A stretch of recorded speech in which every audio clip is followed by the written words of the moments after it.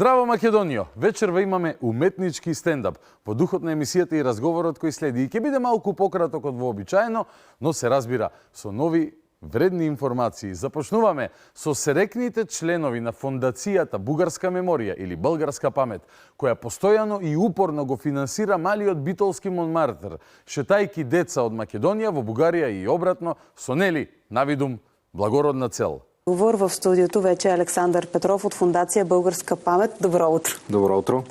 Господин Петров, интересни седмици изминаха в културният, така да кажем, календар на фондацията. Да започнем с една инициатива, която приключи между България и Северна Македония. Разкажете ни за тази инициатива, която всъщност свърза двете страни чрез рисуването. От 2007 година съществува Фондация Българска памет, основана от доктор Милен Врабевски. Всъщност ние от тогава свързваме двете страни. Опитваме се да подобрим диалога, давайки път на младите да се срещат, да общуват помежду си, да развиват приятелства. Прекрасно, волшебно, магично.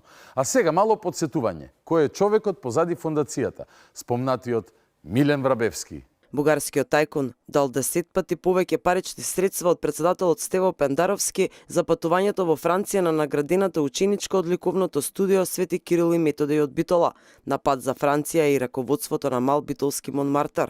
Милен Врабевски во јавноста стана познат во екот на пандемијата од ковид, кога на граничните премини нудеше бесплатни вакцини за државјани од Македонија. Тој беше пречекуван од поранишниот премиер Зоран Заев во Македонија, каде дискутирале за добрососедски односи. Пред помалку од една година во два наврати Врабевски во Скопје, Охрид, Битол и Богданци делеше и пакети храна, на кои беа залепени фотографии од цар Борис III, по кого беше именуван веќе забранетиот бугарски културен клуб во Охрид. Става јасно колку сериозни се намеренијата да се инвестира в децата и то по начин, който е изцяло европейски, защото евроинтеграцията е единствения вариант да се лекуват раните от миналото.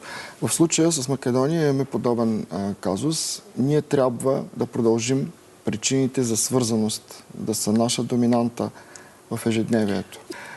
Хората, които правят клубове съвместни македонски българи, както спомена и моят партньор тук, имаме намерението да им помогнем, но не това е най-важното. Питахте ме преди малко какъв е варианта да се реши проблема с насилието.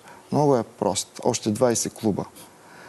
И постепенно ще се разбере истината. А европейската интеграция означава на първо място истина. Тя ще направи свободен. И тази европейска интеграция, когато я прилагаме на практика всекидневно, тя започва да работи. И не е клише от Брюксел. Смятате ли, че много ювелирно и внимателно европейската дипломация трябва да работи в добросъседските отношения между София и Скопие? Да, категорично. Аз вече виждам добри примери и съм оптимист, че всъщност европейската дипломация в някаква степен ще разбере в дълбочина казуса, който имаме тук. Една територия, открадната с много кръв и престъпления, отцепена от България и до голяма степен вече асимилирана по един много грозен начин, югославския модел. Няма по-гаден модел на света. Практически той все още е на власт и все още доминира. До голяма степен все още трие мозъците и съзнанието на тези хора. Нашата задача е с доброто, с доминирането на европейския модел да показваме алтернативата. Какво представлява България? Място, където децата ви могат да завършат висше образование. Сега оние благородни цели изгледаат малку поразлични, нели? Послушайте уште малку. Минали сме през изключително много инициативи, за да стигнем до тази тук, чиято цел е същата. Да градим мостове на разбирателство, на приятелство и на взаимно уважение между децата. И силно вярвам, че примера, който давате, ще бъде последван и от политиците от двете страни. Да забравят страха, да забравят предубежденията, да направят така, че това, което ни свързва, нашата обща хилядолетна история, да бъде мост, а да не ни разделя. Ще започна от там, че ние правим изключително много семинари, които свързват двете страни. По 2 пъти в годината минимум водим деца не само от Северна Македония, а и от диаспората, историческата ни диаспора в Украйна, в Молдова, в Сърбия, Албания, Македония. Тези деца водим ги тук в Варна. Там традиционно се провеждат тези семинари. Видиш, ги носеле децата од бугарската диаспора, вклучително и од Македонија. Односно, драги родители, вашите деца кои ги пуштате да градат мостови преку цртање, преку уметност, ги гледаат како бугарчиња кои ги носат во прататковината, а не како македонци, туку како... Ги срещаме освен с деца от нашата страна и с специалисти от българския бизнес, собственици на различни компании, които им водят лекции по кибернетика, роботика, програмиране. Показваме им един вид, че в България не е страшно, тук не ядем северно-македонци, ако мога се пошегувам. Не може да се пошегуваш, бидејќи не се шегуваш, а околу тоа што го јадете, која ќе наречете северномакедонци како географски ентитет, а не национален, тогаш може да заклучиме дека јадете лаина, што би рекле вие. Пополека ти го кажав за да ме разбереш добро, брату. Иако ова не е порака за тебе, ова е за родителите на тие деца. И те се чувстват изключително щастливи. Вижда се как след първия ден точно те започват да говорят на един език без абсолютно никакво объркване помежду им, сприятеляват се и всъщност... И всушност правите мека асимилацијска пропаганда преку најневините, преку децата, вие преку уметноста, нели, преку хуманитарни фондации, градење мостови, оние пак од историските комисии сакат на децата повторно да им влезат преку учебниците. Или како овој Сгембо, кој ќе ви го пуштам, кој на македонците, на малите македончиња во Пустец, им подаруваше тетрадки со цар Борис III, таблети, викајки дека биле болгарчиња. Тврда дека овие бугарски државјани се користеле со разни средства за да постигнат целта, па дури манипулирале со деца подарувајќи им телефони и таблети, а потоа ги уценувале нивните родители да се изјаснат како бугари. Инаку претходно излезе видео снимено од самиот Виктор Стојанов, кој е претседател на Бугарската фондација, како додека престојува во областа Голобрдо, дели таблети и тетрадки со ликови на, како што тој вели, големите бугарски владетели. Последен пример е пропагандата на првиот човек на Бугарската фондација Македонија, Виктор Стојанов, кој заминал за Албанија и оттаму за своите активности цело време се фали на социјалните мрежи. Помалку и смешно наликува начинот како се обидува да презентира дека македонците во овие делови биле бугари. Ела ти, ела. Чакај. Тука да поздравиш Българија. Кажи как се казваш? Ружди. Българин ли си? Да. А тия деца българчета ли си? Да. Какво взеха те? Тетрадки? Страшно дебилно. Деца да злоупотребуваш, треба да си монструм. Уште помонструозно твоите вистински намери да ги сокриваш представувајќи се како хуманитарец. Виждаме как тези дразги между двете страни са на изключително и само политическо ниво и не бива и не трябва децата да стават заложници на такива, как да го кажа, на такива спорове, най-меко казано. Точно, децата не треба да станат заложници на агентури кои се финансирани од вакви луѓе. Да ви кажа, ще ви дам един пример. 3 години чаках да помогнем регион Преспа. Много бедни хора, 9 села, 10 000 души население, никак не е за подценяване, доста македонизирано, между другото. В Албания? В Албания, точно така, регион Преспа в Албания. И накрая се наложи, аз им взех пожарна линейка, джип за социален патронаж, оправихме канализацията, оправихме училището, направихме компютърна зала. Каквото направих в Благоевград, компютърна зала, с това отивам, правя го в Берово, след това отивам в Преспа или в Струмица. Но тъй като не се възприемам като голям стратег, аз просто ще гарантирам, че ще продължа да правя това, което правя в момента. Ще търся начин да свързвам тия деца. Обажда се генната памет.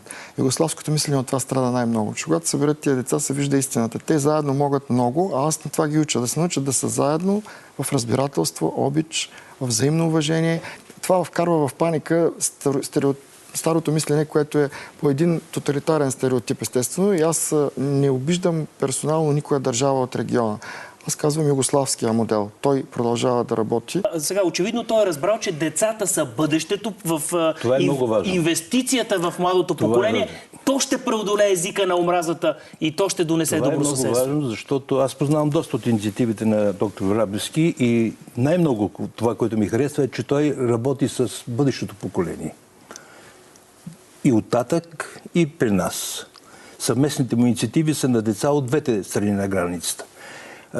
Нещо, което, да кажем, горе-долу е идеята и на съвместната историческа комисия. Да променим учебниците така, за да хванем сегашното поколение. Предишните са изгубени, така да се каже. Както каза и той.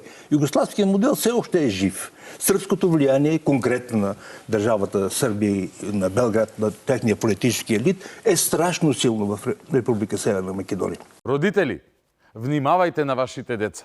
А државата која сторила добро, како што чув, што веќе не го поддржува веќе овој некогаш реномиран фестивал, треба да поведе сметка и за активностите на самата фондација Българска памет на Врабевски, која не ги крие своите бедни намери.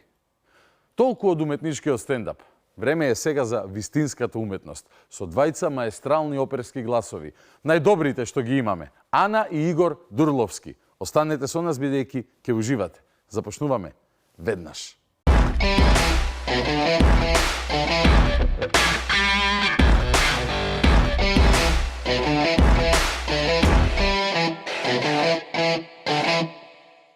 Вечерното шоу продолжува со разговорот во студио.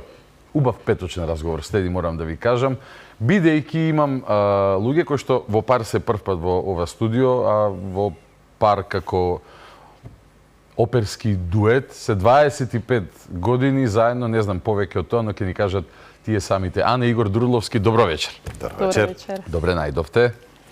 25 години кариера. Тоа е поводот, не и причината. Ние неколку месеци веќе се договараме кога да ја направиме емисијата. Решиме да ја направиме пред... Идејата беше пред вашиот концерт, сега пред вашите концерти.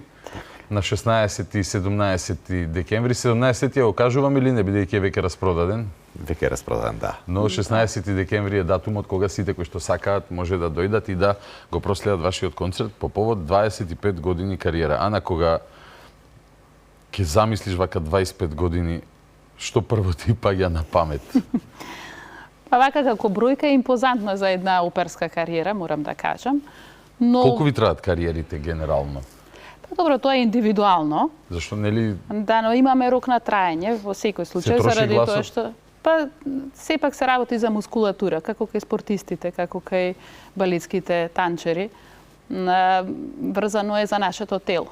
Така да се додека сме фит, а тоа е индивидуална работа и во однос на тоа со каква техника располагаме, рокот на траење зависи од сите тие и од партнерот, добриот партнер, секако, така. Секако, да. Така. Јас ке нафрлам вака, Игор, кога треба нешто, да. Но импозантна бројка на вистина. Можевте ли да замислите на почеток, бидејќи, не знам, еве, сум ти следев едно интервју пред известно време за Телма и таму зборуваше за некои оперски пејачи кои што на стартот на кариерата или во рана фаза на кариерата може да добијат некоја улога која што ќе ги изгори и да заврши филмот тука во суштина. Имавте ли такви стравови на почетокот? Па секако дека човек кога е информиран дека може да се случи такво нешто, има и стравовите. Односно можеби не стравови, но е попредпазлив. Да речем, јас конкретно сум имал, не можем да речем понуди, но сум имал ситуации каде што би можел да пеам улоги кои што долго време ги избегнував. Конкретно една од улогите која што тек пред 2 години прв пат ја испеав е Закарија во Набуко. Тај улога можев и многу порано кај нас во Македонско прибалет. Ама не се чувствуваше дека е момент. Нити се чувства. Нити емотивно е човек зрел, нити може да го даде максимумот во тој одреден период, нити пак гласовно може да го задоволи тоа што би требало во конкретниот случај еден бас да го постигне во ликот на Закарија, така да човек треба да биде можеби не е страв колку што е предпазливост. Добро, кај мене имаше обратна ситуација. Јас почнав со многу голема улога, што од оваа гледна точка е застрашувачки. Но како велат што зна дете, што се 300 кила, така? Да, и кога некогаш е добро и да не знаете колку е тешко нешто. Со тој младешки ентузијазам и радост за пеење настапив, беше моето деби. И пак ќе кажам благодарност до Господ кој ме сочува да не изгорам во тој момент. Ме интересира, почнаме со информација за концертот, ќе се осврнеме на концертот и подосна, ама и ова никогаш, се знаеме ние години, никогаш ве неам прашано и сакам да ја прашам. Бидејќи, навистина мислам дека е ретки се луѓето кои што се одлучуваат животот да го посветат на класичната уметност, конкретно е на оперското пеење. Кога Ана свати или даваме предност на дамата, така? Кога свати дека сакаш да студираш оперско пеење? Кај се роди таа жел? Мислам, нели, сите како деца импровизираме, ќе го слушнеш Павароти. Пожарникар, полицаец, во принцип, тоа се тие. Музика нека е, нели? Песната што ќе слушнеш, ќе си ја реемитуваш дома пред огледало. Или под туш. Ама, кога кај тебе кога ти стана јасно? Бидејќи на 18 години човек не е исклучително зрел да донесе одлука на која што ќе обстои до крајот на животот. Не само 18, кај нас од средно, од средно, значи ние од 14 години почнавме, тоа е многу порано. Кариера како дует е подолга него како животни партнери, сега да кажам, него како дует. Па, кај мене конкретно, јас од секогаш имав интерес за музика, одев во нижо музичко училиште, свирев клавир, на Златно Славече пеев, и кога дојде време да решам каде сакам понатаму, сватив дека единствено што ме интересира е музиката и ништо друго. Но не знаев дека гласот може да се школува, мене тоа не ми беше познато. И се запише во средно музичко и требаше да одберам на теоретска настава. И требаше да одберам покрај пијаното уште еден инструмент. И тогаш видов на листата дека има соло пеење. И веднаш се пријавив во таа класа, со тоа што имавме аудиција претходно. И професорката тогашна Билјана Јовановска-Јакимовска, кога ме слушна, ми рече: ти, девојче, ќе дојдеш кај мене во класа, но ќе се запише специјал. Значи да практично ми биде прв инструмент соло пеење. И јас така всушност почнав со школување на мојот глас. Тогаш свати дека си многу добра или знаеше дека имаш солиден капацитет? Па сега, ако може да се каже тоа, претходните успеси ми беа на златен глас, во секој одмаралиште низ Македонија, победував, Добро. Тоа ми беа достигнувањата и знаев дека дека имам талент. Првата потврда може би дека се издвојувам беше прв надпревар во прва година кога средно училиште имавме, тогаш освоив прва награда. За моje големо чудење, бидејќи не бев навикната да добивам награди, не очекував. И тоа практично беше, да кажем, мотивација плюс. Така се трасираше патот. Да. И уживав, морам да кажам дека со задоволство одев на часови пеење.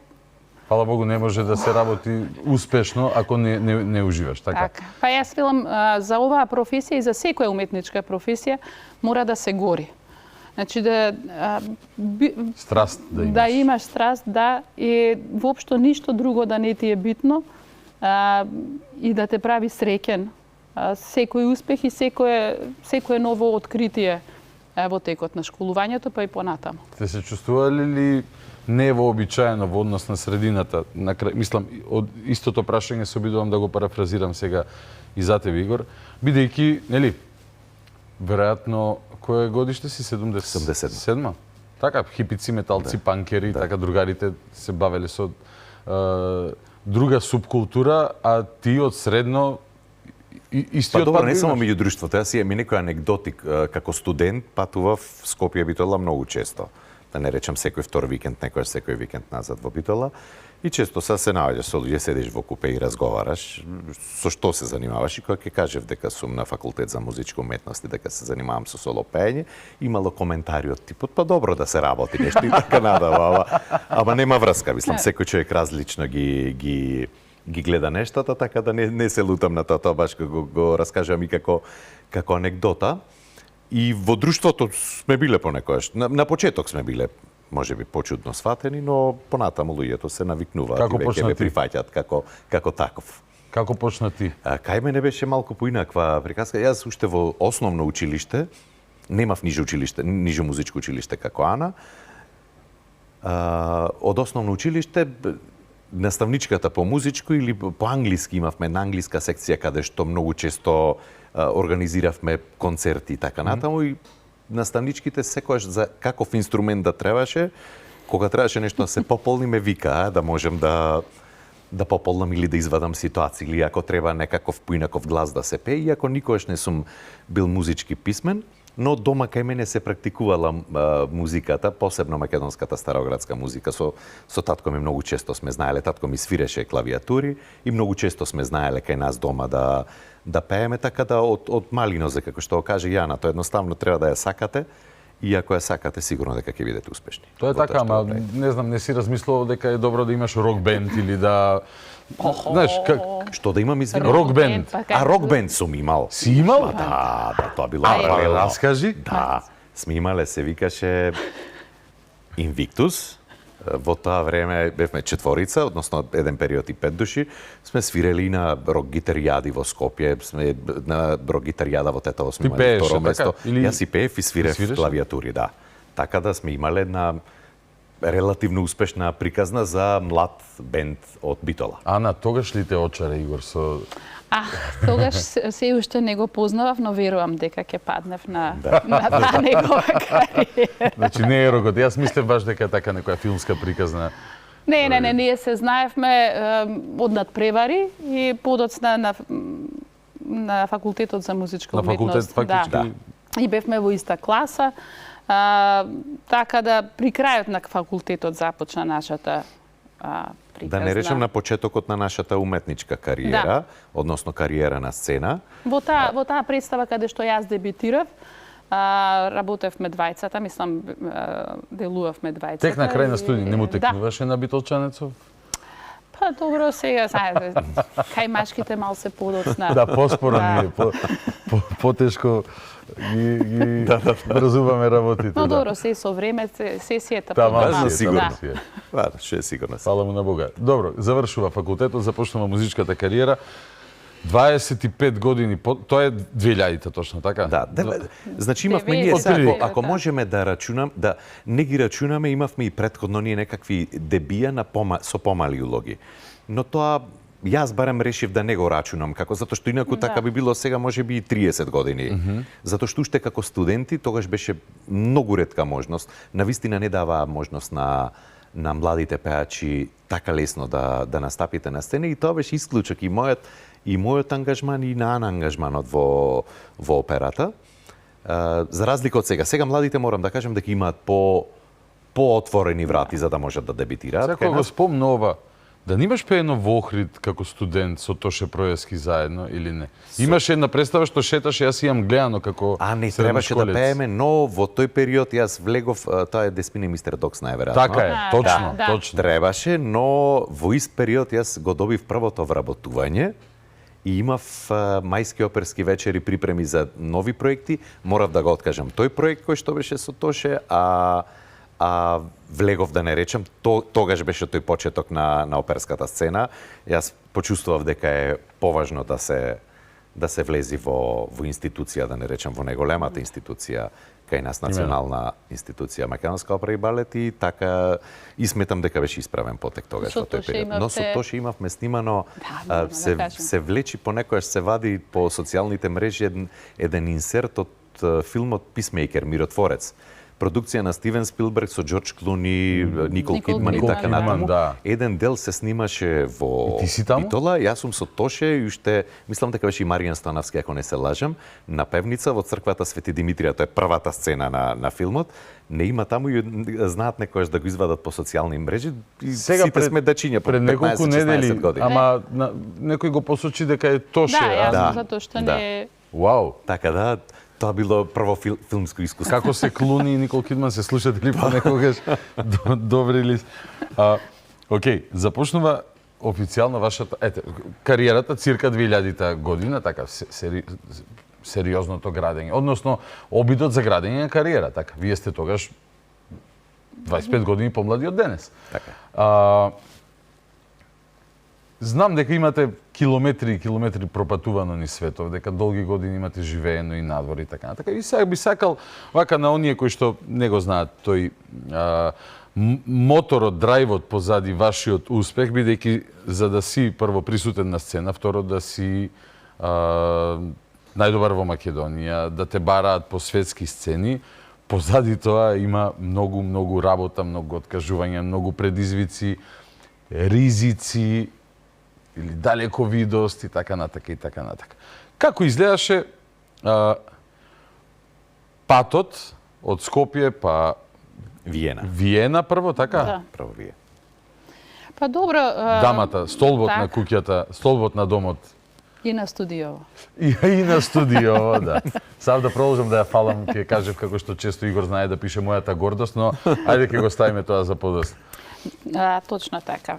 Значи, практично, кај нас сите работи се случува спонтано и не сакајки, во смисол дека, барем можем да кажам дека не сме од тие луѓе кои што калкулираат премногу напред. Точно така.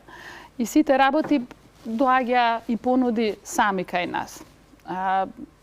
Имаме добра интуиција, но со сите секој сплет на околности така се движеше и патот. Во една прилика имавме можност да работиме тука во Скопје, кога Игор беше веќе вработен и јас веќе го имав остварено моето деби, со Пол Вајголд, тогашен директор на Виенска камерна опера. И беше тука дојден и со задоволство направи една аудиција. И на таа аудиција Игор го доби неговиот прв ангажман интернационален, така прв беше, да. 15 представи во Виенска камерна опера, тоа беше во тоа време за млад пејач со 22 току-што дипломиран беше. Беше навистина еден многу голем успех. И двајцата не покани на Белведере веќе да преминеме во следниот круг, практично тоа беа предквалификации. Белведере е еден од најпознатите надпревари во свет за оперски пејачи. Се одржува во Виена. Да. И Игор така замина за Виена, јас морав да дипломирам, бидејќи моето деби беше пред мојата дипломска работа. И кога дипломирав, веднаш по концертот, замина во Виена да го слушам. И нормално Виена како Виена ќе ве прелевни во истиот момент кој ќе стапнете таму. Веројатно за оперски пејач еден од неколкуте градови во светот кај што нели the place to be едноставно е. Центар на вистина каде што се собираат од сите нации, уметници од секој тип. Имаше некаква статистика во тоа време. Се сеќам дека беа илјадници оперски пејачи од цел свет таму дојдени кои што сакаат да прво да научат или да почнат кариера, затоа што да не речеме центарот на светот за и на 22-3 години така да го доживееш, тоа е стварно. И ние имавме на вистина и таа можност да во тоа време многу беше тешко да се излезе од Македонија, за секое излегување требаше да се девиза цевиза. Што ми рекле сум јадел тост пред грчка амбасада. Да, не пред грчка, не, ама пред австриска исто. Сум висел и јас таму пред австриска, нешто за мајка ми документи, нешто кој се подал. Така и третманот исто не е баш пријатен кога чекаш таму на ред надвор. Нашиве деца нема да го знаат тоа, ама да. Фала Богу, ама навистина беше тежок пат. Да не правам непотребни гачки, да губам време, но имаше ситуации кај што наши фолклорни ансамбли пред британска амбасада беа терани да заиграат некој ор за да докажат дека се фолклорен ансамбл, да. Но тоа се други 20, бидејќи вие сте луѓето кои што Македонија представуваат, ја представувате и ќе ја представувате во светот во најдобро светло во она што го правите. Белведере, надпревар. Да, и што се случува таму?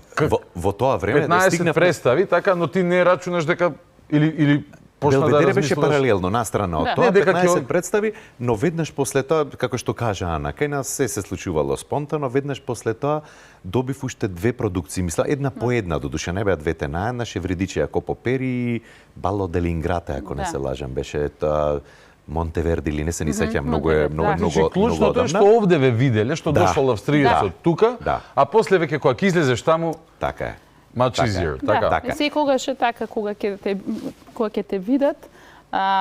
Не може на YouTube да осетат колку е некој квалитетен и добар. Во тоа време немаше ни YouTube. Немаше, да. Немаше. Сега е многу лесно. Имаш и тогаш агенции, но ти немаш начин како да стигнеш до оперска агенција за да можеш да се представиш и тие да те земат и да работат со тебе. Сега е многу поедноставно. Со 3 клика стигате до најдобрите агенции. Но значи факторот среќа си игра своја улога, така. Ајде да речеме, јас повеќе би рекол некоја виша сила или Бог. Да, супер, се согласувам. И сите, подоцна нашата менторка во Виена, така и и дојдовме до неа од 3 различни страни, ни ја препорача. Независни страни. Кога се распрашувавме каде би можеле да продолжиме со нашето школување, ја добивме таа информација и навистина практично технички се надградивме. Фактички решивте во Виена ви имавте дополнително дошколување, некаква специализација, да. Постои тоа, значи како постдипломски некакви, така. Да, тоа е приватно оперско студио кое што важи исто така како и имаш прилика да работиш со врвен. Да, секогаш е битен на крајот на криштата квалитетот, затоа што мене барем не ми се случило никогаш на аудиција да ме прашаат од каде ти е дипломата, каде си завршил, кај кого си завршил, туку слушаат и ако си, знаеш да пееш, не знаеш да пееш. Како се случи од 15 представи, 15 години надвор? Па не беше очекувано, па и подолго бевме, 6 години во Виена, околу 16. Да, околу 16 години надвор. Па почна да доаѓаат улоги една по друга и тоа една по друга улоги, нормално имало и покризни периоди кога немате, има периоди кога немате толку работа, па треба и тој период да го пребродите, затоа што не е гаранција дека со неколку улоги на сцена вие сте ја завршиле работата, но ставно треба да се не само да се задржите, туку треба да градите едно ниво. И кај нас тоа траеше 15-16 години. Првите 5 години ще беа во Виена, после тоа се преселивме, Ана доби фиксен ангажман во Германија, прво беше Мајнц, па 2 години бевме таму, после тоа уште 2 години бевме во Касел, јас добив таму фиксен ангажман. Секогаш сме гледале едниот да е со фиксен ангажман, тоа значи дека е на плата во еден одреден театар, а другиот е како гостин солист во одредени театри, другиот да има слободата да може малку повеќе да патува, а едниот да биде кај што и базата, така сме функционирале сите тие 15 години, се за разлика од тогаш базата е во Скопје. Така да и се најчесто кога гостуваме, кога патуваме некаде, патуваме не заедно, патуваме посебно за секојаш да има некој стратегија мора да се има заради тоа што навистина оваа професија е многу неизвестна.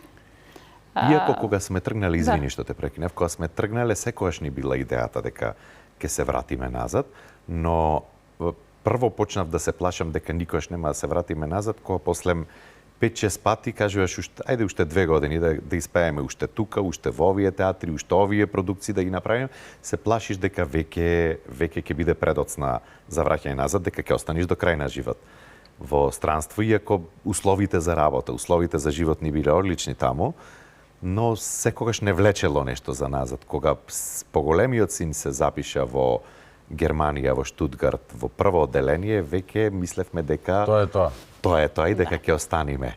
После неговото, или сега или никој заврши прво одделение таму, беше најверојатно последниот момент кога можете да преселите едно семејство од една на друга локација, затоа што кога веќе ќе створат таму децата и друштво и пријатели, да не речем ќе го живеат менталитетот на таа држава, веќе е претешко да се пришалтат после. Ќе дојдеме и до децата. Децата фактички сите 3 се родени во Германија. Во Германија. Да.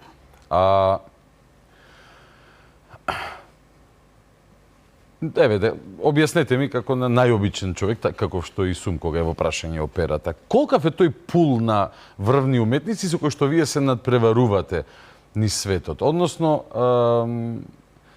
за да работите врвни продукции, да посетувате разни точки на планетата Земја, просто сакам на Македонија да знае колку сте добри, окей? Тој пат, тоа градење на кариерата ме интересира паралелно, нели, па и со основање семејство надвор од Македонија, со она идеја дека може да се селиме на 2-3 години, како што и се случувало. Прво, колку има во врвни баси во Европа, кои што се барани вака по... Па не можем да кажем како бројка, апроксимативно има 50, 200, 1000. Не верувам, не знам. Во Европа не верувам дека се повеќе од 50. Не знам, дури Добро, јас не има би многу повеќе, да. но има и многу театри и помали театри во кои што да. луѓе кои што настапуваат. Не знам како бројка, навистина не сум имал никогаш, но неколку се тие кои што на најголемите оперски сцени настапуваат. Не се многу. Да, мислам, уметноста е многу тешко по бројки да се призмата на бројки да се перцепира и знаете како велат и надпреварите. Ве молам да не сте скромни. Ве молам да не сте скромни. Не, ама на вистина е така. Би кажала само дека секогаш има фази како да се стигне до таму. Значи, ние тргнавме од тој ангажман на Игор, па добивме можност, јас ја добив можноста за Мајнц, и тука веќе имате контакт со една менаџерска куќа, без која што е невозможно да се влезе во театар. Те замислувам само менаџерска куќа за опера, онака како во друга планета од македонска перспектива која гледам. Тоа се менаџерски куќи кои што ги застапуваат оперските уметници, не само оперски уметници, има и инструменталисти во зависност од менаџерската куќа. Сега таа е практично линкот помеѓу театарот и уметникот. Ние почнавме од помала агентура, и се е тоа во категории, како што и театрите се во категорија. Како што доаѓа улоги. Да, значи категорија на театар, тоа зависи колку седишта има, каков тип на програма е застапена, колкав е оркестарот, хорот и така натаму. И чекор по чекор стасавме до навистина големи оперски агентури, кои што во исто време работат строго со големи оперски театри. Сега, ако те прашам, во овие 25 години, каде се си пеела, ќе може ли да се сетиш? Или тоа и не е претешко, бидејќи се фиксни ангажмани кои што траат по неколку месеци? Не се сите фиксни ангажмани. Најчесто големите театри се гостувања. Практично Берлин, сите три театри, Хамбург, Минхен, Женева, Њујорк, да. Мадрид до метрополитен, апсолутно, да. Така да, тоа е еден круг на, како да кажем, на театарски куќи кои што се навистина на највисокото ниво. Која е најзначајна улога која што имаш остварено? Може и за тебе лично да ми кажеш, но и во смисол на апсолутна вредност во светот на операта. Така. Бидејќи може да се различни. Некоја помала и на помало место повеќе да ти значи отколку некоја друга. Јасно. Но јас имав навистина среќата секогаш да ме ангажира за носечки улоги. Затоа што и тука морам да кажам, тоа се тие совети или некогаш падови кои ќе си речете не сте успеале, морам да го кажам ова. Јоан Холендер беше директор на оперската куќа во Виена, на државната штатсопера, најголемата. Практично тој ме откри мене, и ме промовираше понатаму во светот. Јас после моето деби со Кралицата на ноќта, што ми се овозможи тогаш, бев, во цела таа еуфорија и очекував да влезам веднаш во штатсопера како солист и на ангажман, практично да сум член на ансамблот. И тогаш Јоан Холендер ми рече, не, ти ќе одиш прво во помали оперски куќи, таму ќе ги изградиш, ако останеш тука, ќе работиш секогаш на помали улоги или како замена. Бидејќи врвот... Заради тоа што тоа е врвот и секогаш ќе викнат веќе готови пеачи, веќе промовирани звезди.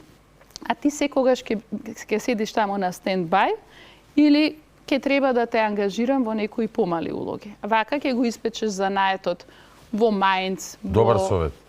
Одличен. Јас тогаш бев... Во моментот те повреди? Да, така? повреди, да. Но сега од оваа гледна точка сум му многу благодарна, заради тоа што во помалите театри веднаш ќе ве ангажираат за големи улоги кои што ќе ги одработите таму, како Лучија, како Кралицата, како Манон и така натаму, сега да не ги редам. И секога ќе тргнете од една висока точка. да не го послушав и да инсистирав на тоа, да кажев добро, јас се го прифаќам на мој ризик ова, ке зажалев.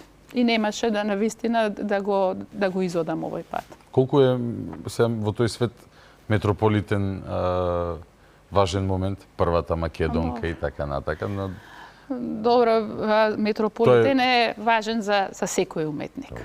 Тоа е навистина престиж. Но јас морам да кажам да не се сеќавам. Не, порано беше. Порано? 11, 12, ако не се лажам. Да, порано. Одамна беше. Не, навистина е престиж. Со тоа што јас навистина како уметник се профилира во еден друг тип на продукции, кои што се како би кажала, веќе стандардни во европските оперски куќи. Така, таа естетика, тој начин на работа, тој режисерски пристап ми е многу подраг, отколку кога ќе влеташ во една веќе создадена улога и представа. Така да секогаш се врзувам за работата на одредена улога. Го градиш карактерот, и едноставно се врзуваш, барем тоа е кај мене така, и го чувствувам за свое. Се што е друго каде што треба да улетам е нешто што ми е страно, ќе го отпеам, но не е со истата по мене квалитет и емоција. Имало ли некогаш надпревар меѓу вас од аспект да успехот на едниот го мотивира другиот? Не може надпревар не може, прво затоа што сме комплетно различни гласови. Нити двајцата мислам дека сме нешто многу... Мислам, јас имам надпреварувачки карактер, морам да кажам повеќе отколку Ана, ама во други работи, во други работи. Би сакал, не можам да играм игра или да правам нешто без да се брои. Да речеме, не замиграш са и да не аматерски победи, тенис. ако не победи, тогаш веќе имаме проблем. А да не брои, да ви речи, ајде само како загревање, да речеме. Кај мене не се важи тоа.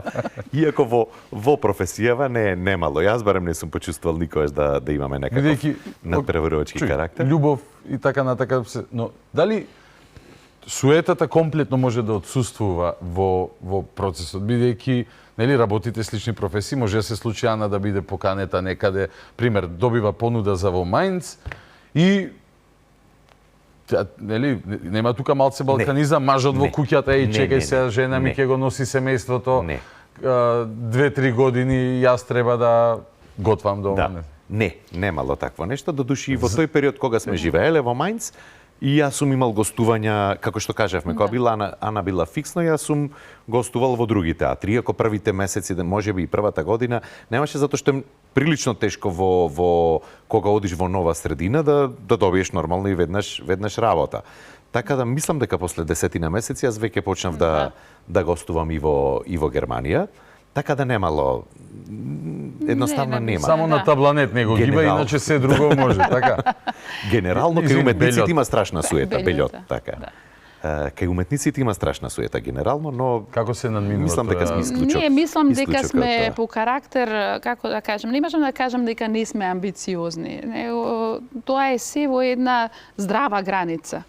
Здрава амбиција, без газење, амбиција, лактање и така натаму. Јас навистина му се радувам на секој успех, се радувам и на успесите на колегите. Не може да се чувствувате, нема да се радувате ако се чувствувате загрозен, предпоставувам. И бидејќи си реализирана. Да, и дека си се реализирал и си задоволен од тоа што си го направил до сега.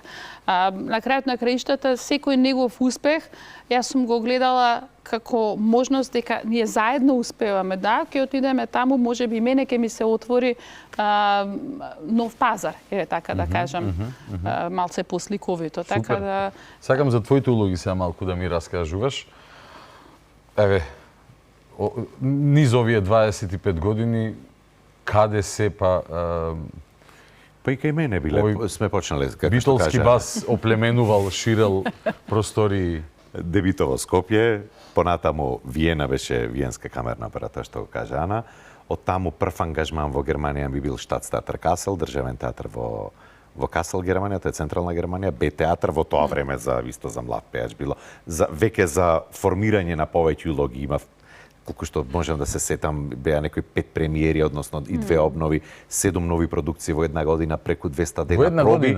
Во една година, не знам колку представи беа тоа. Баш опера слушаат луѓето, а? Да, многу опера слушаат, многу опера гледаат и за еден млад пеач прво поставува нов репертоар кој што понатаму ќе му биде потребен.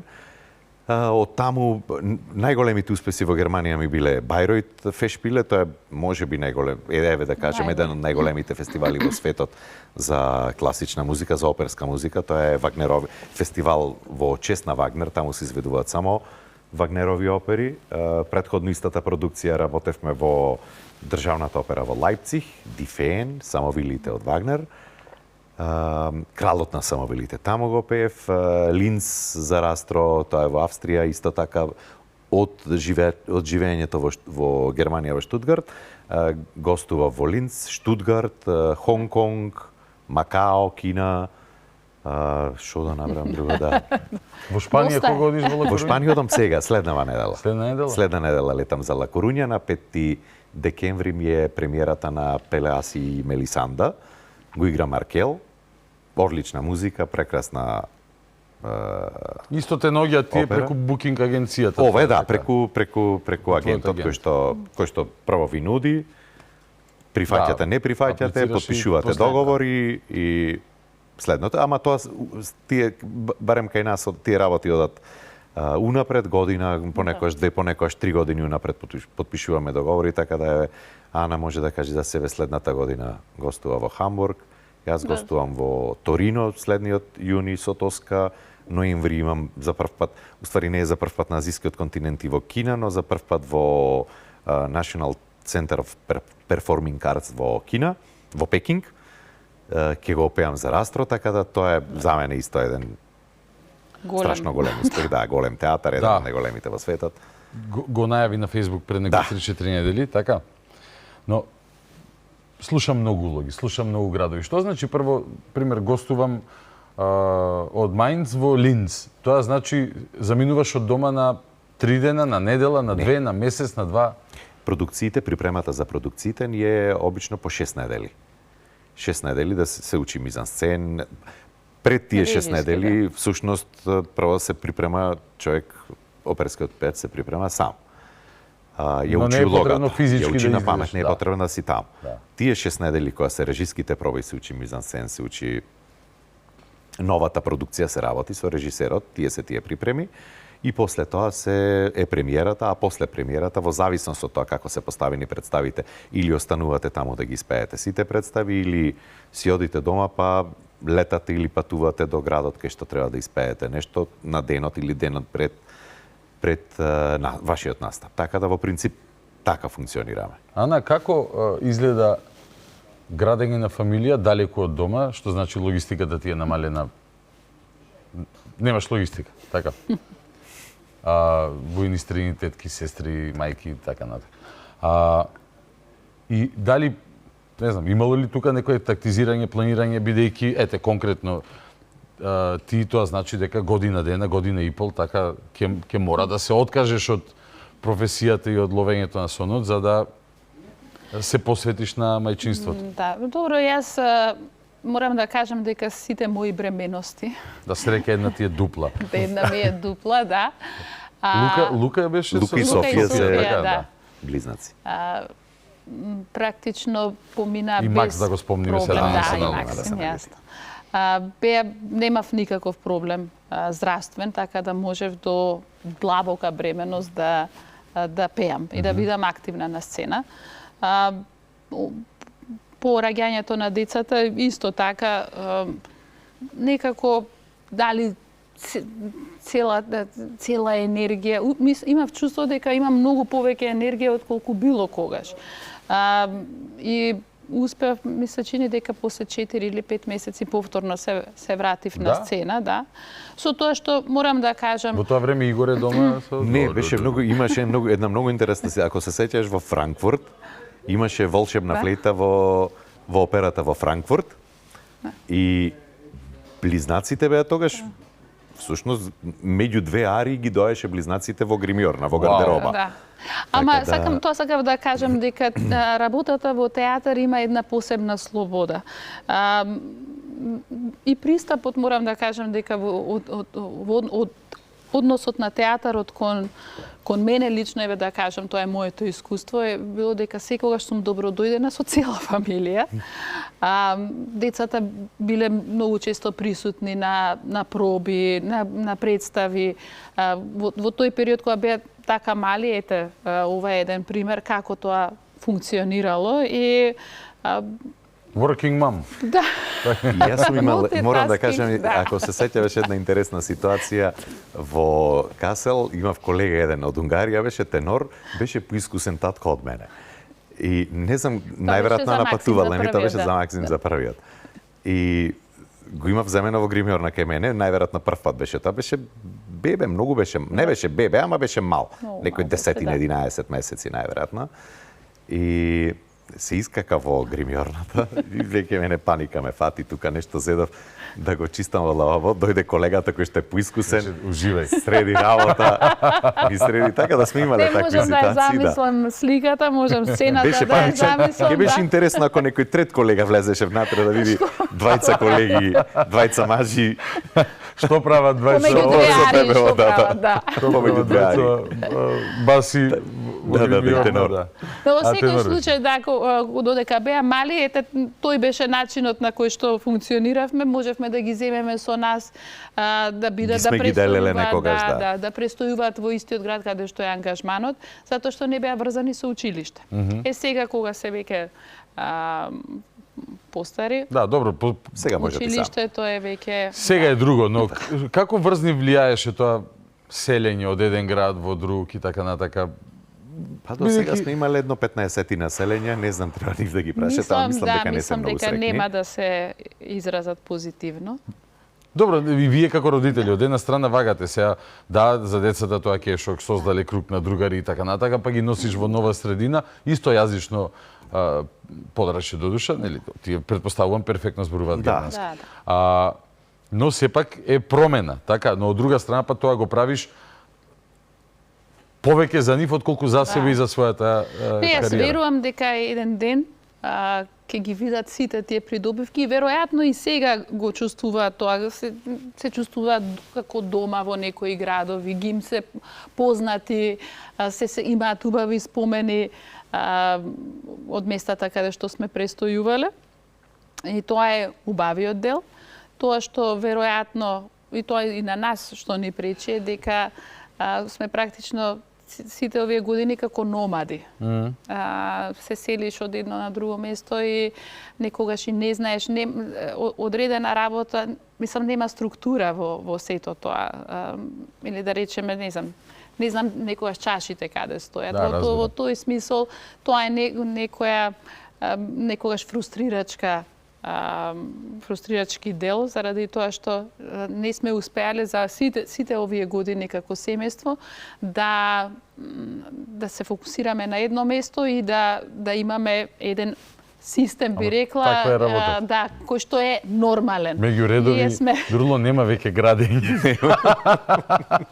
Тука е сега. Закотвени и нема веќе. Јас реков, ова беше последно селење, не мрдам од тука. Цело време, додека сте надвор, веројатно со едното око погледнувате на кај Македонија, бидејќи се ова што го знаме, дека земјиштето во Сопиште го имате купено кога? Па 2003-2004 така. Нели? 2003-2004. Тоа ни беа првите пари од првите, да речем, поголеми пари во тоа време. Тоа докажува вашата визија, бидејќи тогаш, не знам, за 1-2 марки, 5, не знам колку и да нешто повеќе беше, нешто повеќе, ама беше пак многу малку. Денес е многу 50 пати повеќе. Но сакам да кажам, уште тогаш сте сакале да си имате еден свој терен, така? Каде што еден ден би сакале да се вратите. Зборуваше после ти за стравовите, дека и можеби нема да дојде тоа, ќе останеме овде, но на крај од старт идејата беше таа дека базата треба да биде Скопје, дека треба да биде Македонија. Кога ја носите таа одлука? 2015 се враќаме, после 15 години се враќаме во Скопје и одлуката дека ќе се враќаме беше многу порано, но пролонгиравме со секој нов ангажман, со секоја нова понуда, со секој нов театар. Ние пролонгиравме ајде уште оваа година, ајде уште 2 години и да не се повторувам, 15-та беше одлуката дека се селиштето беше секако нешто заради кое што мораше да се вратиме, затоа и беше супер е да имаш таква причина, нели? Се враќате тука, ти добиваш понуда да директоруваш тогаш или нешто? Тоа е тогаш, да. Тоа е неколку месеци после враќањето во Македонија, пред турбулентни времиња. 2015 е да ја водам Македонска опера и балет, бев околу година и пол, можеби нешто помалку од година и пол генерален директор во опера и балет и продолжив пред да почнеш со тероризам да се занимаваш. Да, мислам јас и во тој период се занимавав, ама го учев уште занаетот.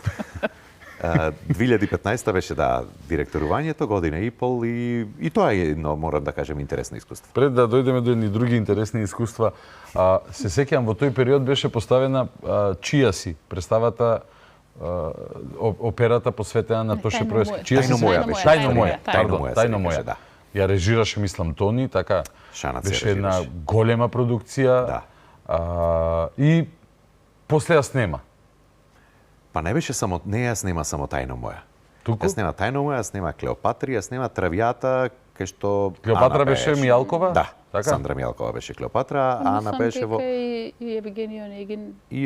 Па повеќе продукции беа, најверојатно некои луѓе не им беше се кога се смени власта, се удри сатарот, сега да кажеш? Скроз. И Клеопатра ли беше проблем, бидејќи... Па и Клеопатра, и Травијата, и Тајно моја. Прво јас не ги проектите не ги доживував како мои. Не се мои проекти, тоа беа проекти на... Травијата е на Верди, добро. Проектот е државен. И проектот е на Македонска опера и балет, не беше моја. Така да имаше ситни удари, имаше и посилни удари, ама тука сме да ги издржиме. Знаеш. Да, чекај сега, не, малце тука дик-дип сакам да... Како изгледа тоа да се разминуваш низ ходник со луѓе, боже ми, јас не знам, ама ајде таму. Сепак сте вие уметници, така треба да сте малце higher state of consciousness да има така едно повисоко од друга гледна точка да го обсервирате животот и односите меѓу луѓето. Или не, и таму има лакти, ножиња, ножеви, така. Бидејќи е чудно, мислам, чудно е на теоретско ниво да се прави еден таков талибански потек, бидејќи тоа е талибански потек. Талибанците им ги рушеа културните, духовните споменици, знаменитости, затоа што сакаат физички да им ја прекинат таа врска, да упатат таков сигнал дека со вас е готово, вашите вредности веќе не постојат, бабао ги дигаме во воздух. Овдека, фала Богу, немало дигање во воздух, но имало сечење, цензура, Сталин, тоталитарен комунизам, како да се нарече тоа. И многу згодно, објект за мразење имаме, тоа е терористот Игор Дурловски и сега ќе го сатанизираме до зла Бога и се што тој допрел ќе го нема. Океј, поминува време, тие луѓе уште постојат таму, така работат во таа куќа. Ти се врати 2019? Кога пееше Набуко? Не, порано пеев, прво еднаш пеев, само што ме пуштија, туку што ме пуштија домашен притвор. Така? Имаше припреми за мајски оперски вечери. Ти беше посебен кеф тогаш, така? Да.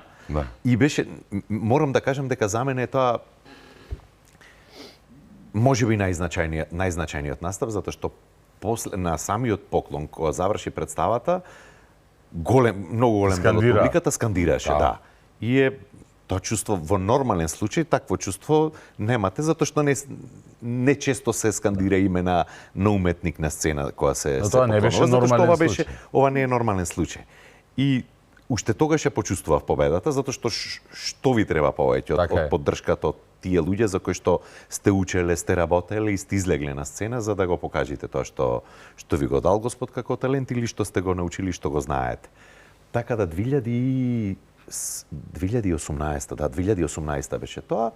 Имаше ли покаяние грешним после тоа некој вака да дојде да ти се исповеда? И денес има луѓе кои што доаѓаат да се исповедаат, ама прво сметам дека не е искрено, второ јас за разлика од Ана мислам дека подолго некако ги памтира, поинаку ги доживува работите, Женски. можеби затоа што не Ана ги доживуваше лично. Ние бевме на друго место, не ги гледавме нештата, неправдите не ги гледавме онака очи во очи. Странствено бевме на службено Кога бевте во патување. странство, всушност вистинската слика не можевте да ја видите Се во разбира. И таа најверојатно заради промена на тоа е односот, така, да. во тие некои И кон тебе тоа се рефлектираше?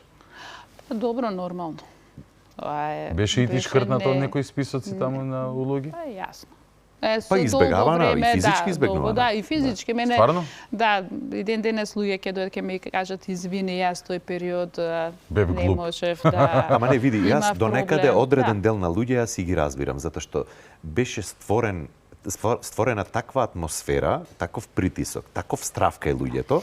Ние се можеби од денешна дистанца ги гледаме, малку и се подзабораваат, фала Богу што се забораваат некои гради работи во животот, за да претпоставам за да можеме и нормално да функционираме. Да. Но навистина да подсетам дека тој период навистина беше страшно тежок, голем притисок кај луѓето.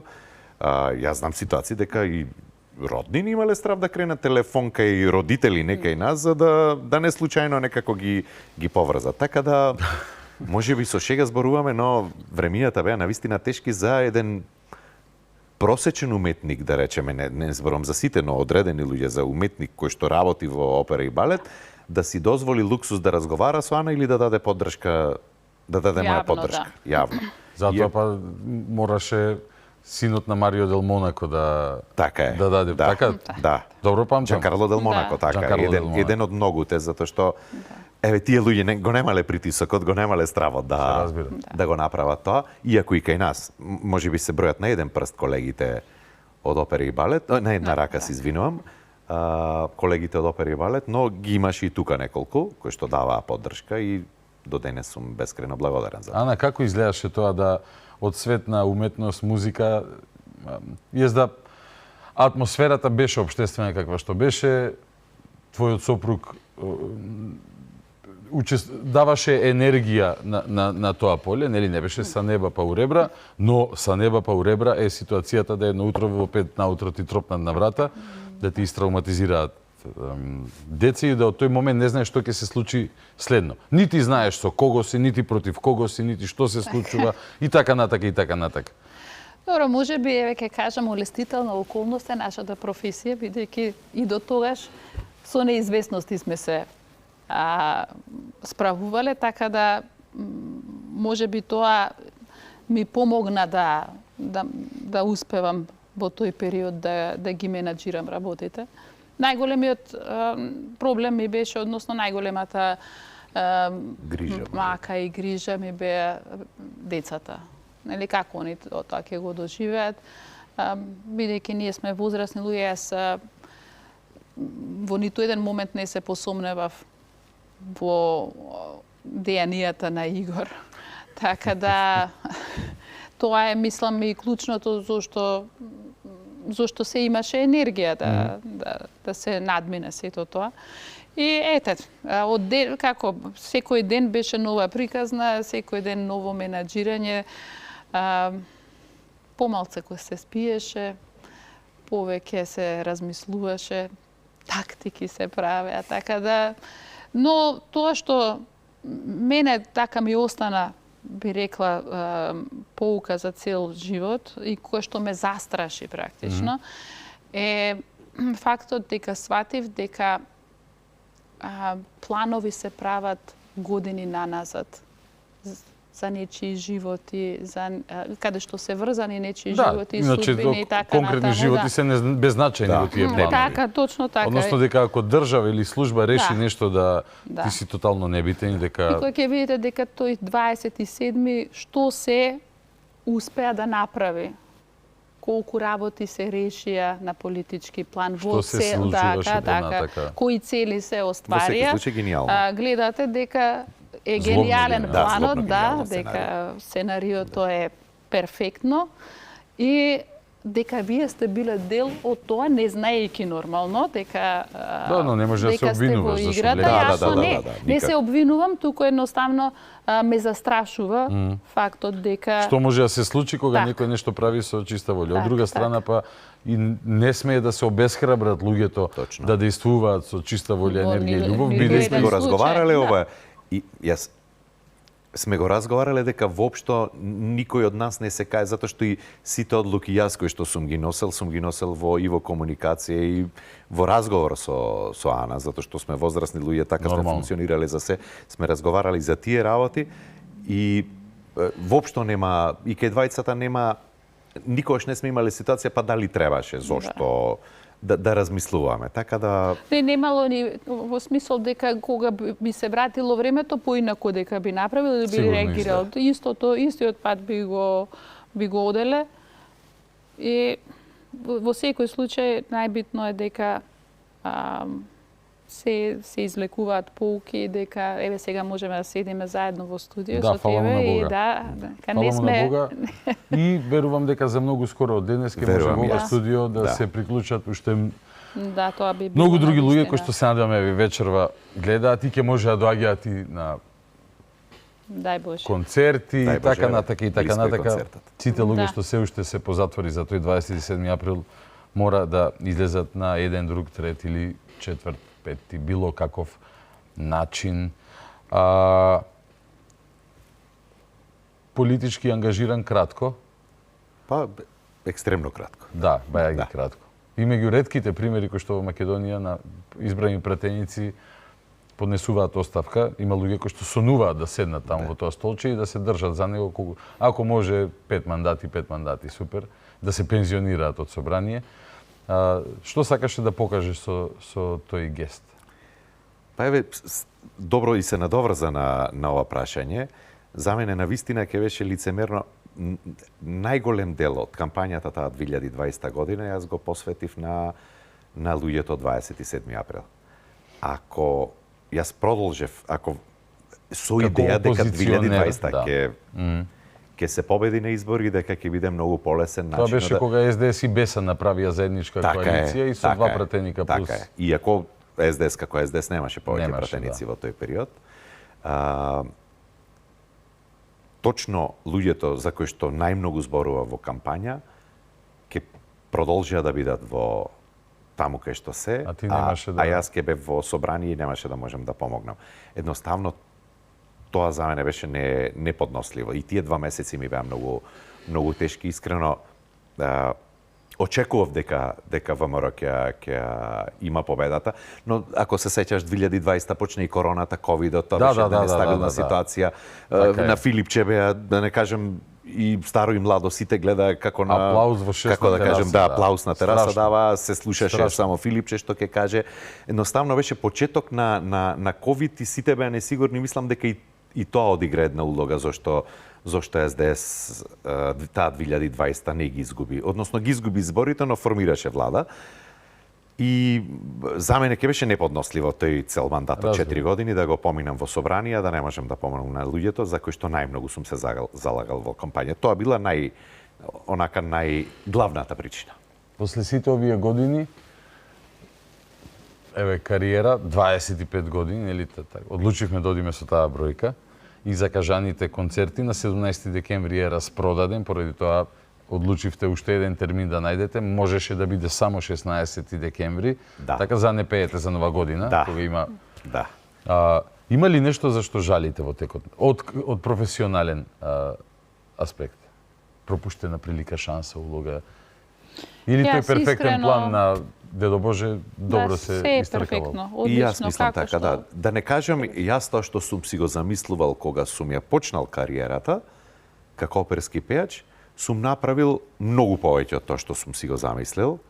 И, како што кажа уште на почеток, дека имаме некакви здрави амбиции, но не се тоа се болни амбиции се разбира, во уметничкиот свет знаат амбициите да бидат и преголеми, мислам дека и контраефект. Напротив, ке нас во моментот кога си опуштен, доаѓаат работите. Ако почнеш да напнуваш за нешто, да стигнеш да го направиш, да си нахален, мислам дека се ствара некоја енергетска бариера, да ја речем. Можевте ли да замислите на почетокот на вашата кариера дека и по цели 25 години ќе распродадете концерт за 3 дена? Да, за неколку дена беше. Со 2 поста на Facebook.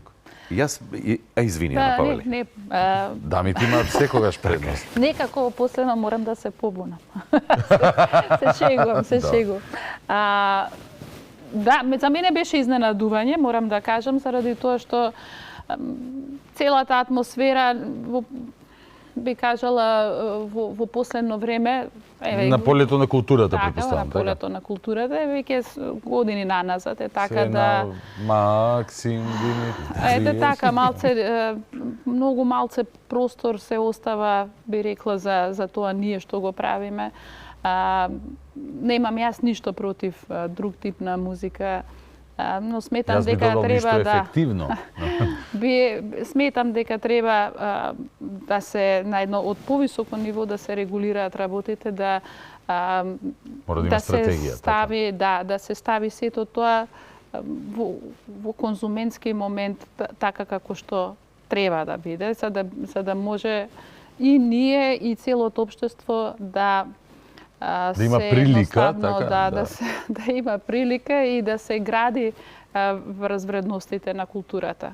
Ја сега кога бев во Колумбија видов една страшна Пееше во Колумбија? Да, пред месец дена можеби, да. И тоа мене ме фасцинираше, дека сите тие институции работат безпрекорно и носат страшно големи уметници. А од друга страна, кога ќе отидете на улица и кога ќе погледнете, гледате една социјална, друга категорија. И баш прашав, добро, како е ова возможно, не ми се совпаѓаат сликите. И велат, ние преку културата сакаме да го трансформираме општеството. И тоа е една толку добра идеја, што навистина би посакала да ја украдеме од нив и да ја имплементираме тука. Така да не бев сигурна, односно ја знаев дека концертот ќе се распродаде, но дека со таква брзина не е, да.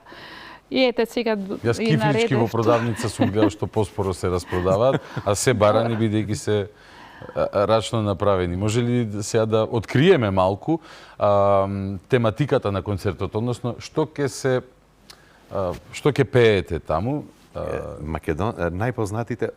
Дел од најпознатите македонски љубовни песни, преработени за голем симфониски оркестар, маестрално направени од Сони Петровски. Поздрав и за Сони. Поздрав за Сони, поздрав за Сиднеј, во моментов е преселен, живее во Сиднеј, во Австралија. Диригентка Ана Спасовска, младо име кај нас, млада диригентка која што многу квалитетна. Страшно квалитетна, во моментов е на постдипломски студии во Соединетите Американски држави. Браво. Работевме со неа во Осака на последниот наш настап, имаме супер искуство, верувам дека и во Скопје ќе биде одлична. И сакате да верувате на млади како што некој верувал во вас? Секако. Тоа е не само тоа, ние и сме работели, и двајцата сме работеле сме биле дел од таа педагошка дејност и на факултетот за музичка уметност и приватно и посебен акцент даваме на младите, посебно на млади талентирани кои што си го заслужуваат тоа што ќе им го дадете како шанс. Дел од македонските најубави љубовни песни, познавајќи ве, особено Битолчанецов, сигурно се работи за некои песни кои што се или подзаборавени или многу малку луѓе ги знаат, но се навистина вредни и квалитетни. Чисто да ја потсетам јавноста, Заветна ја вратија на сцена, односно вие ја прв кавер направивте. Да, прв кавер беше после Пипи Бафтировски, така. Така, и понатаму тоа стана големо, се направи и други верзии, Бојана ја направи можеби најпопуларната меѓу народ и така натака, но вие бевте тие кои што Се може да очекуваме некоја нова заветна во... Нема нова заветна, има да речеме, јас прв пат ја слушнав, иако е многу позната песна, Ој ти момче охриѓанче. А ја слушнав кај тебе дома. Ја слушна дома, така и сега е преработена за симфониски оркестар, Ана ќе ја пее. Се наежи. Специјално за тебе. Се наежи. А стварно е фантастична песна. Одлична песна. Неверојатен ритм, неверојатна музика, неверојатна енергија има песната.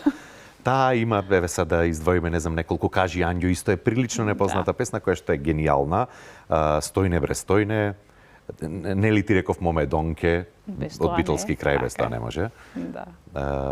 Кои се други? Да, па сега да не кажуваме Да, се. ајде да не кажуваме се, ама... И да ги кажете, сепак е доволно привлечно и повеќе од тоа за луѓе да дојдат, сакам јавно да ветите нешто, дека, ама стварно ве молам да има аудио и видео запис од овој концерт.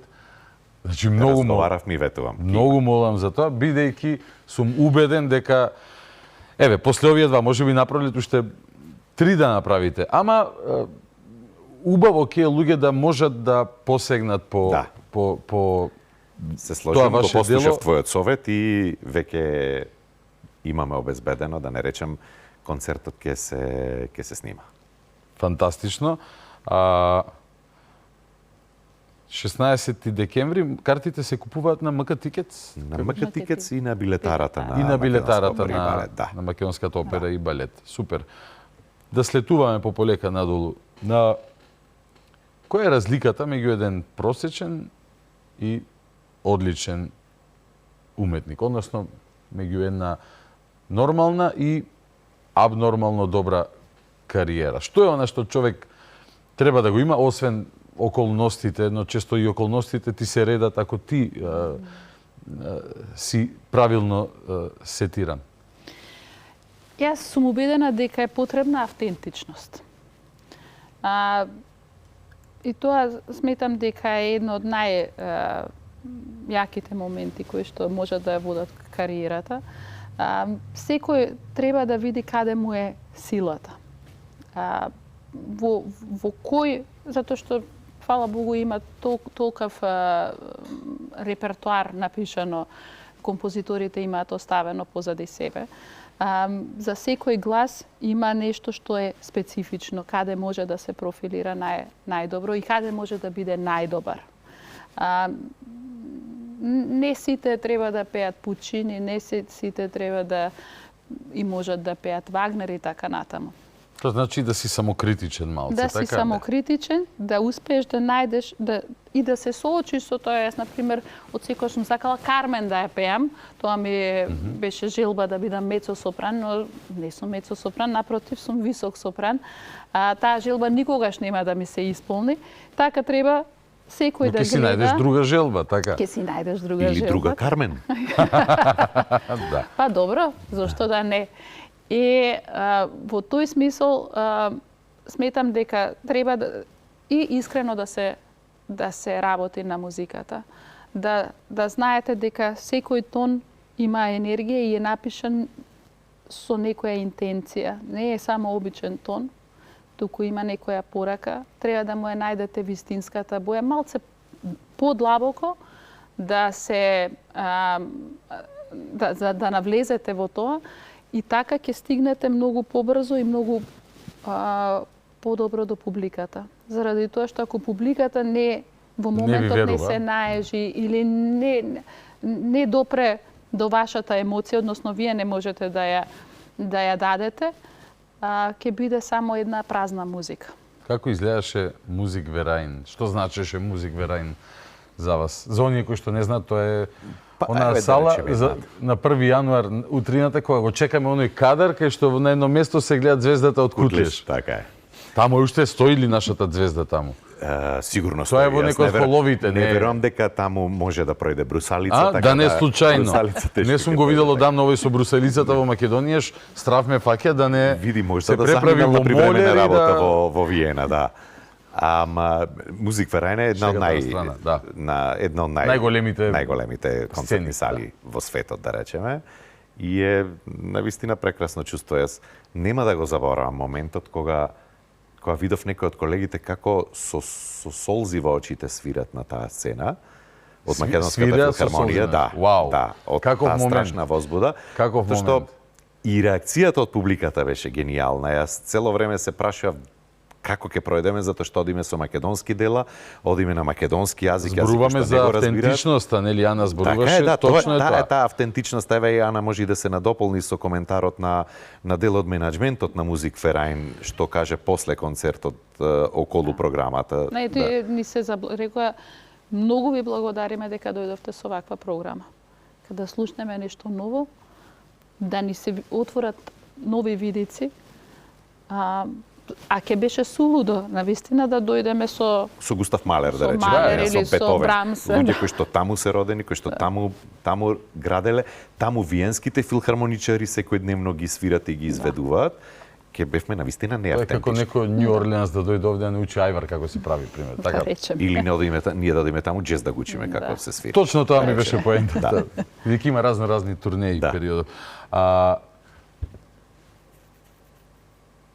За солзите на уметниците ме трогна се вака на свирачите наши. Чисто да довршиме приказната, што таму изведувавте? Истиот програм кој што го изведуваме на 17 и на 16 декември во Скопје, но во скратена верзија. Таму беше во скратена верзија. Дел од програмот кој што ќе го изведуваме на овие два концерти сега во декември. Amazing. Да. Многу ви се радувам на се што правите, многу ви се радувам на успесите што ги остварувате и оние што допрва ќе дојдат. Не треба ни никаква посебна порака да се упатува до младите кои што сега седат, гледаат или размислуваат, па можеби родителите ќе им кажете и погледнете емисијава со Игор Соана, бидејќи пораките се и повеќе од јасни. Ако го имаш пилето, следи го, ќе ти каже.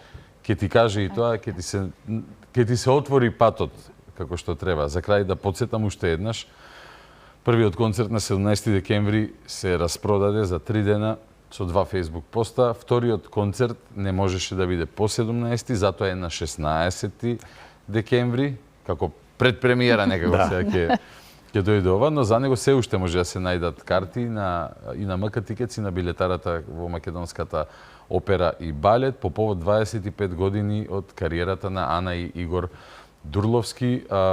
Од срце ви благодарам за одвоеното време.